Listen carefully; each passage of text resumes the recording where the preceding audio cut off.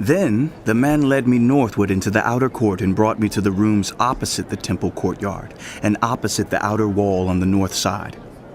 The building whose door faced north was 100 cubits long and 50 cubits wide. Both in the section 20 cubits from the inner court and in the section opposite the pavement of the outer court, gallery faced gallery at the 3 levels. In front of the rooms was an inner passageway 10 cubits wide and 100 cubits long. Their doors were on the north. Now the upper rooms were narrower, for the galleries took more space from them than the rooms on the lower and middle floors of the building. The rooms on the top floor had no pillars as the courts had, so they were smaller in the floor space than those on the lower and middle floors.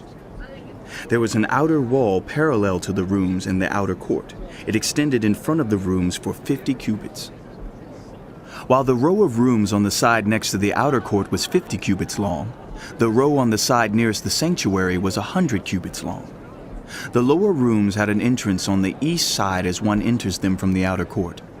On the south side, along the length of the wall of the outer court, adjoining the temple courtyard and opposite the outer wall, were rooms with a passageway in front of them. These were like the rooms on the north. They had the same length and width with similar exits and dimensions. Similar to the doorways on the north were the doorways of the rooms on the south.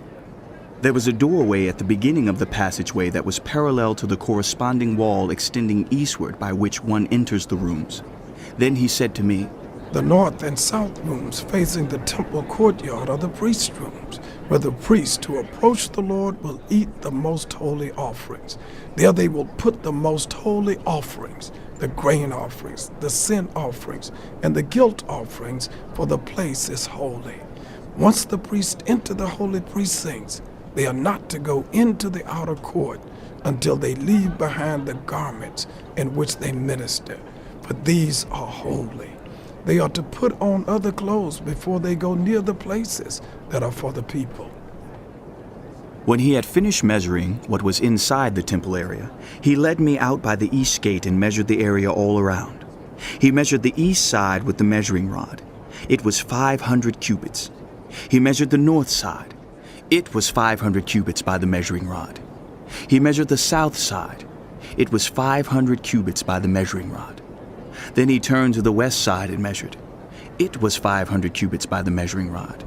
So he measured the area on all 4 sides. It had a wall around it 500 cubits long and 500 cubits wide, to separate the holy from the common.